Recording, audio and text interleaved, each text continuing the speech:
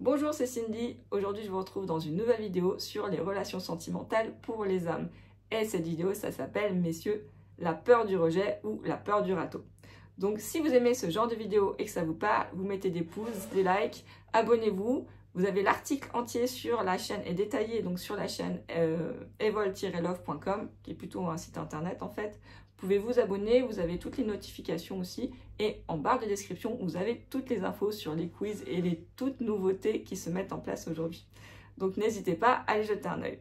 Sur ce, je vous retrouve dans la vidéo, messieurs, et la peur du râteau. Donc si vous faites partie de ces hommes qui se sont beaucoup investis dans le domaine professionnel, peut-être que vous avez délaissé certaines sphères de votre vie, comme la sphère amoureuse sentimentale. Délaissé, ou peut-être que vous étiez un peu volage et vous profitiez de la vie. Seulement peut-être qu'aujourd'hui, vous avez tout ce qu'il vous faut, vous avez réussi professionnellement, vous avez atteint tout ce que vous souhaitiez au niveau professionnel, et vous apercevez que c'est bien beau d'avoir tout, mais une femme, ça ne s'achète pas. Donc si vous voulez une femme qui soit vraiment quelqu'un avec qui vous partagez votre vie, quelqu'un qui a les mêmes aspirations, qui a les mêmes envies, et avec qui vous voyez la vie en couleur, et qui vous porte vers le haut, quelque chose comme une relation de couple qui soit vraiment une synergie, et bien écoutez, peut-être que ça vaut le coup d'arrêter de se promener avec des petites poupées à vos bras et puis aussi d'investir du temps pour rechercher une femme qui correspond vraiment à ce que vous souhaitez. Ça s'adresse peut-être pas à tous les hommes, donc si vous faites partie de ces hommes qui préfèrent acheter une femme, vous en trouverez, il y en a plein et il y en a qui demandent que ça, donc sur ce, vous n'avez pas besoin de mes conseils. Par contre, si vous faites partie de ces hommes qui souhaitent réellement une connexion avec quelqu'un, une connexion émotionnelle, sentimentale, spirituelle, physique et charnelle aussi, évidemment, et on continue dans la vidéo. Donc déjà, qu'est-ce qui fait qu'aujourd'hui, vous vous sentez, vous avez délaissé cette sphère amoureuse? Donc, il faut avoir déjà conscience de quels sont vos besoins réels. Potentiellement, aujourd'hui, vous avez des besoins de réussir au niveau professionnel. Aujourd'hui, vos besoins, vos aspirations, elles ont peut-être changé. Donc, passez en revue quels sont vos besoins réels aujourd'hui. Est-ce que c'est partager une vie au soleil avec quelqu'un que vous chérissez? Ou est-ce que c'est profiter de la vie avec une autre personne? Ou est-ce que c'est vous investir dans des projets de famille peut-être avec quelqu'un? Ou vous investir plus dans une vie du quotidien avec quelqu'un aussi? Quelqu'un qui a les mêmes envies, les mêmes projets, les mêmes perspectives que vous. Bref, vous partagez ou en tout cas brisez cette solitude avec quelqu'un qui vous correspond, et peut-être remettre en place quelles sont vos priorités, quels sont vos besoins actuellement.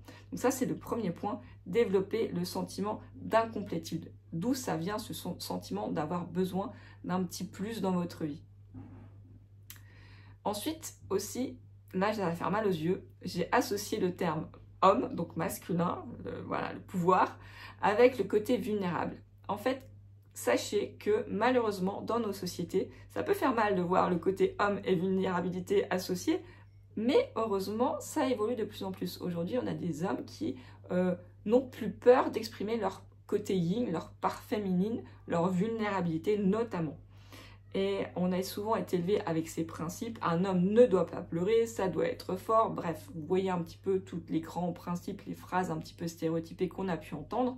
Sachez que même les femmes, elles l'entendent aussi. Une femme doit être forte, elle doit être indépendante, etc. etc. Nous l'entendons aussi. Donc aussi, comprenez que les femmes peuvent être parfois dans la défensive aussi. Mais il y a les mêmes concepts derrière. Être un homme, c'est être fort, ne pas pleurer, se montrer toujours, peut-être ne jamais montrer ses émotions, etc., etc. Donc ça va dépendre de tout notre style, contexte d'éducation familiale et culturelle. Donc la question qu'on va pouvoir déjà se poser, c'est quelle est la dernière fois où vous êtes montré vulnérable?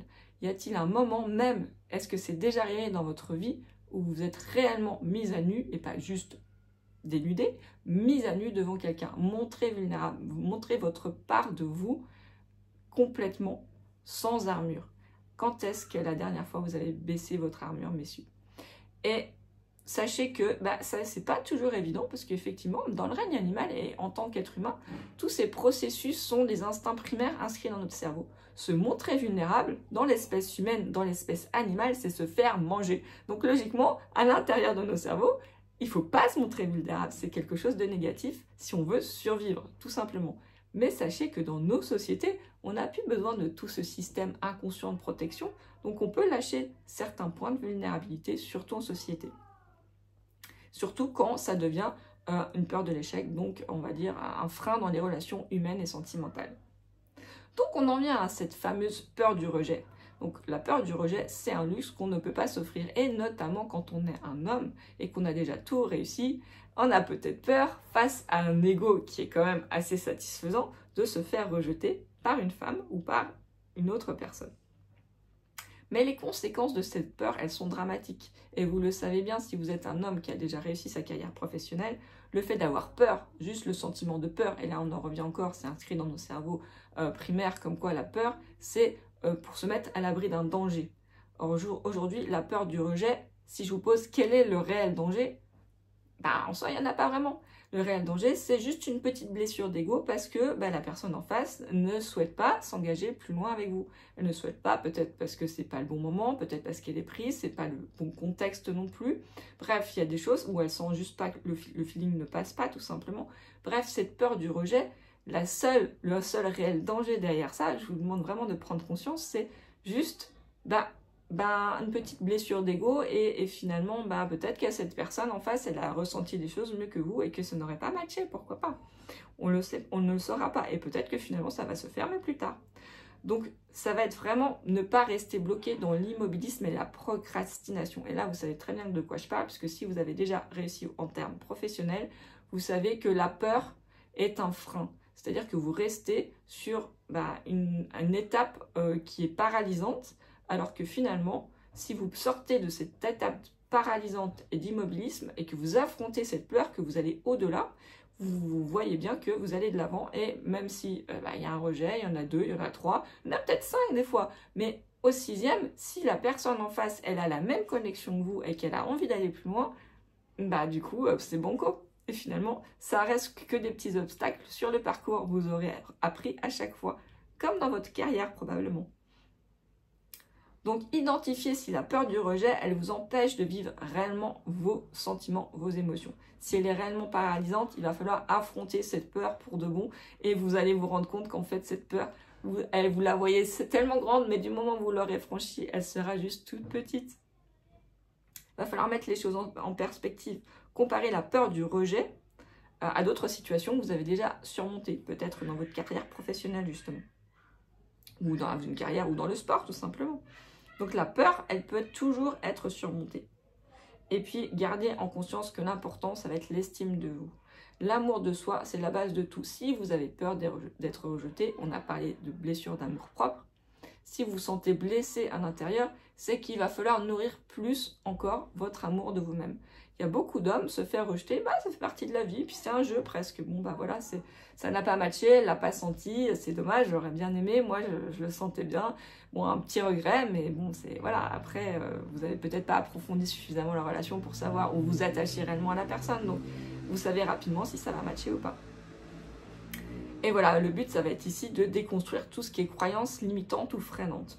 Donc le rejet, c'est pas une fatalité, mais c'est juste une expérience qui fait partie de la vie. Donc les femmes aussi se font rejeter, il n'y a pas que les hommes, au contraire. Donc votre objectif, ça va être identifier les pensées négatives qui peuvent alimenter cette peur du rejet. Donc maintenant qu'on a vu un petit peu le mythe du célibat et puis la peur du rejet, je vous laisse aborder avec moi donc le point 3, qui sont les clés pour déverrouiller le cœur d'une femme, sans forcer. Alors je précise sans forcer, évidemment. Donc là, il n'y a pas besoin de m'étaler dessus, mais vous savez déjà que la confiance en vous, un homme qui a confiance en soi, tout de suite, il rayonne, on sent que c'est une personne stable, sécurisante, fiable, et c'est forcément attractif. Donc la confiance en soi, n'hésitez pas, boostez-la sans être arrogant. Une personne arrogante, au contraire, ça va être quelque chose de plutôt répulsif de façon générale. Bon, après, il y a différents styles d'arrogance aussi, il y a différents degrés, mais la confiance en soi, sachez la doser suffisamment pour montrer que vous êtes quelqu'un de fiable, sécurisant, posé, et puis que vous êtes confiant dans vos propres capacités, sans en faire trop non plus. Donc, voyez, dosez un peu votre confiance et surtout, pratiquez, nourrissez-la au quotidien. Donc comment? Notamment avec l'apparence physique. Si vous vous sentez bien dans votre corps, tout de suite, vous aurez plus confiance en vous au niveau physique, tout simplement. Et puis prendre soin de soi, c'est important. Se nourrir soi-même avec de l'amour, du soin pour soi-même, c'est également très important. Donc nourrissez cette part de vous-même, cet amour pour vous-même, et ça va aussi passer par des soins du corps.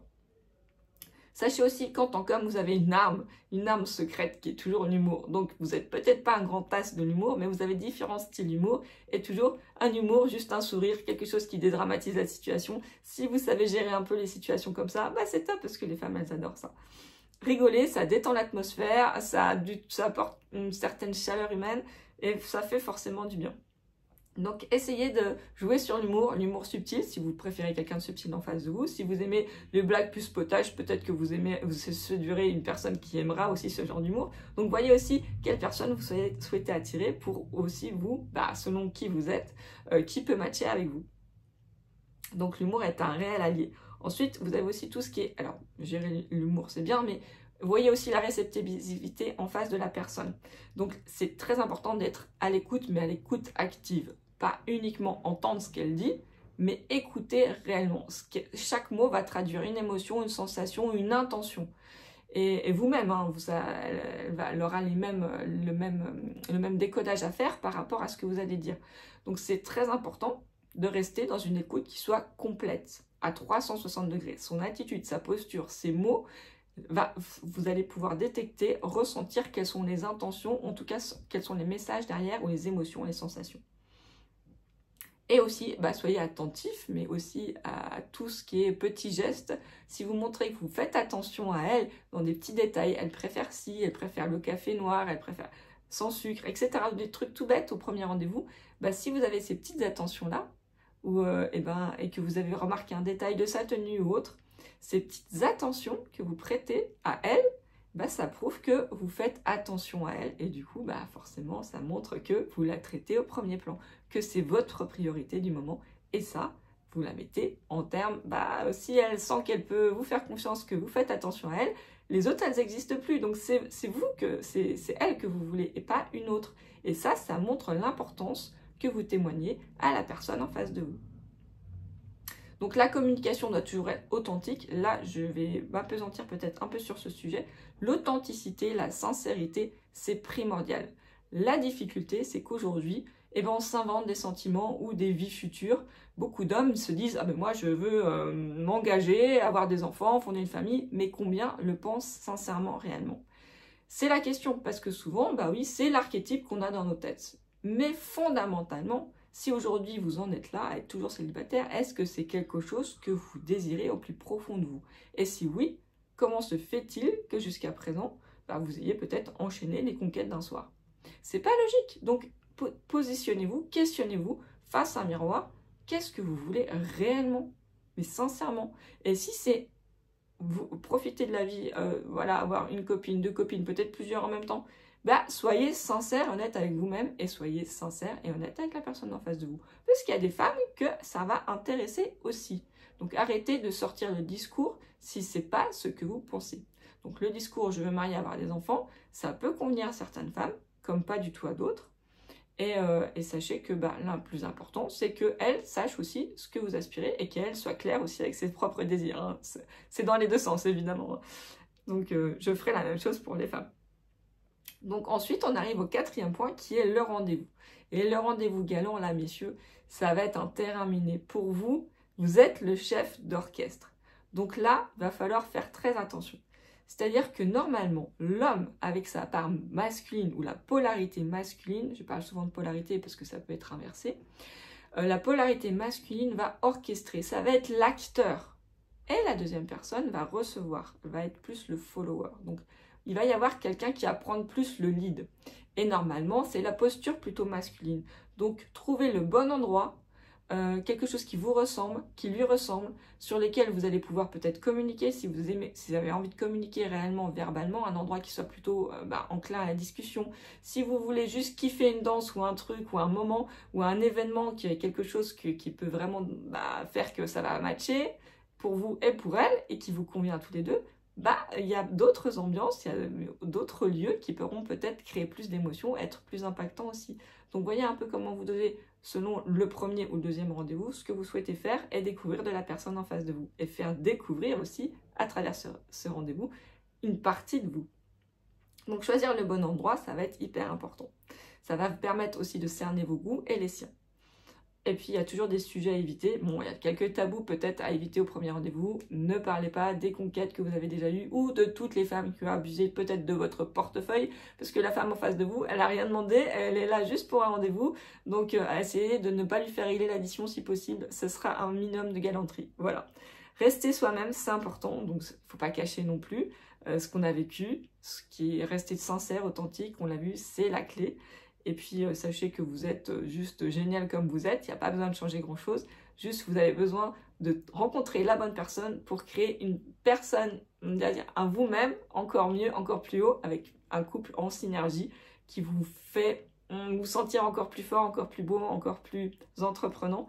Et puis, qui fait que la vie a beaucoup plus de couleurs à deux. Ensuite, vous avez aussi une vidéo qui est une vidéo et un article sur le site evol-love.com qui vous permet de reconnaître les signes d'intérêt d'une femme lors d'un premier rendez-vous. Donc, je vous engage à regarder cette vidéo si vous voulez en savoir plus. Enfin, si vous avez aimé cette vidéo, on se retrouve dans de nouvelles aventures, de nouvelles vidéos. N'hésitez pas, vous likez, vous partagez. Sachez aussi que il y a tout un parcours pour rencontrer la bonne partenaire, donc qui est dédié vraiment à la rencontre amoureuse et notamment comment se mettre en action.